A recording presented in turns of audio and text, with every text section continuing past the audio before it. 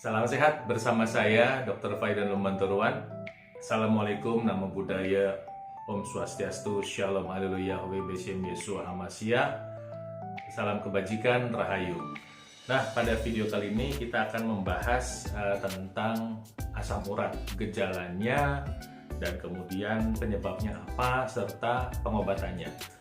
Karena banyak sekali yang masih salah kaprah soal asam urat. Misalnya dibilang sakit pada tangan langsung bilangnya asam urat, pada persendian langsung asam urat, sakit pada lutut langsung bilang asam urat. Padahal mungkin lutut baru selesai olahraga atau memang terlalu berat badannya, atau misalnya malah sakitnya di telapak kaki itu yang namanya plantar fasciitis yang malah nggak ada urusannya dengan asam urat, dianggap asam urat. Pokoknya semua sakit atau nyeri seringkali dianggap sebagai asam urat, padahal tidak demikian. Nah, yuk karena itu kita belajar tentang apa sih asam urat itu, binatang apa sih dia gitu ya. Asam urat itu beda sekali dengan bakso urat ya. Jadi kalau misalnya Anda ke tukang bakso, itu ada jual bakso urat, ada bakso telur. Tapi kalau asam urat bukan bakso urat ya. Oke. Asam urat itu adalah merupakan zat sisa yang terbentuk saat tubuh memetabolisme atau mengolah substansi atau materi dari protein ya, protein. Nah, dan ini substansinya disebut sebagai purin. Nah, zat ini cukup mudah ditemukan pada beberapa makan dan minuman yang sering Anda santap yang mengandung protein, baik protein hewan maupun protein tumbuhan. Nah, protein hewan misalnya apa ya? Misalnya daging gitu ya, jeroan Anda makan, ati, makan usus, kemudian juga makanan-makanan seperti seafood itu kan protein ya. Nah, protein dari hewan. Nah, kemudian kalau protein dari tumbuhan apa? Kacang-kacangan, kacang kedelai, kacang hijau, kemudian melinjo, pokoknya kacang-kacangan. Atau olahannya misalnya jadi emping, jadi sambal kacang dan lain sebagainya. Jadi itu asam uratnya berupa kristal ya, gambarnya seperti kristal ya. Dan sifatnya tajam. Nah, kedua yang perlu Anda ketahui adalah bahwa sebetulnya asam urat ini juga memiliki fungsi dalam tubuh ya, yaitu sebagai antioksidan dan juga bermanfaat dalam proses regenerasi sel atau proses perbaikan jaringan. Nah, saya tidak membahas terlalu mendetil soal perbaikan jaringan atau regenerasi sel ini karena bukan itu tujuannya. Yang jelas saya pengen kasih tahu sama Anda bahwa asam urat itu juga punya fungsi, makanya tubuh kita memilikinya dalam kadar yang normal. Kalau nggak dibutuhkan berarti dia tidak perlu ada, begitu ya. Nah, cuman yang perlu Anda ketahui juga bahwa ketika produksi asam urat ini berlebih ya, tubuh kita juga memproduksi asam urat ya. Jadi asam urat bisa diproduksi dari tubuh, bisa juga datang dari makanan. Ketika produksinya berlebih, maka secara alamiah tubuh akan membuang kelebihan itu.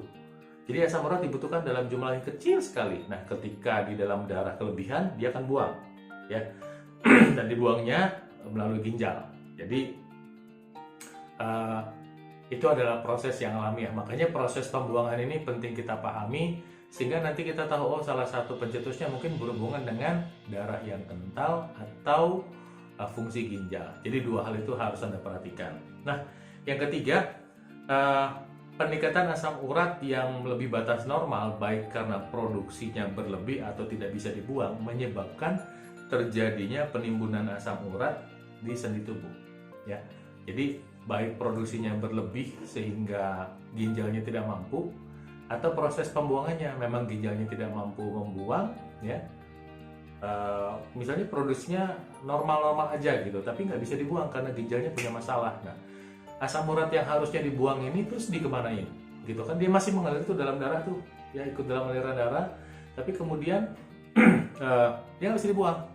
Kemana dia numpuk tuh di sendi-sendi kita. Nah, kondisi kadar asam urat yang dalam darah tinggi itu sendiri disebut sebagai hiperurisemia.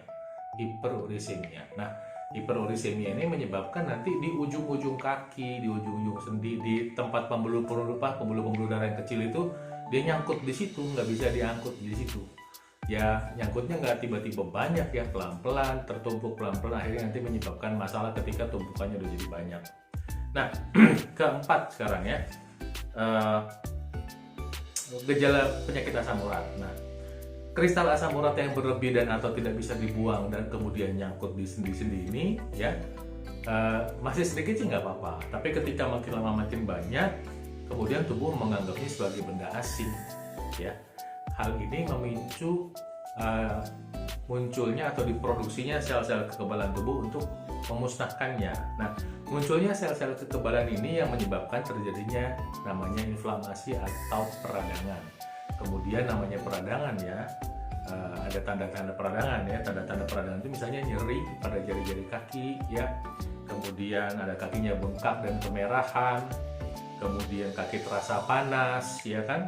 Kemudian sulit berjalan atau menggerakkan sendinya nyeri gitu, ya. Nah, keluhan asam urat ini sendiri bisa menetap hingga beberapa hari atau sekitar 1-2 minggu. Nah, untuk mengobatinya Anda bisa mengkonsumsi tentunya obat-obatan yang diresepkan dokter, tapi ntar kita bahas, ya. Nah, kelima, untuk mengetahui apakah asam urat Anda itu termasuk normal atau tinggi, Anda tuh harus menjalankan tes medis di fasilitas medis, ya. Dan nanti mungkin sebelum tes asam urat dilakukan, dokter menyarankan Anda untuk berpuasa dulu. Nanti secara umum nilainya yang muncul akan kelihatan dan memang nggak berbeda sedikit. Pada wanita itu angkanya 1,5 sampai 6 mg per desiliter, normalnya kalau laki-laki itu sekitar 2,5 sampai 7 mg per desiliter. Itu poin kelima, ya, kita udah belajar tentang kadar. Nah, kemudian keenam, hal-hal yang memperberat gejala asam urat adalah gula. Jadi pada beberapa kasus itu asam uratnya sampai 8 atau 9, tapi dia tidak merasa apa-apa dan tidak nyeri, tidak ada apa-apa, ya.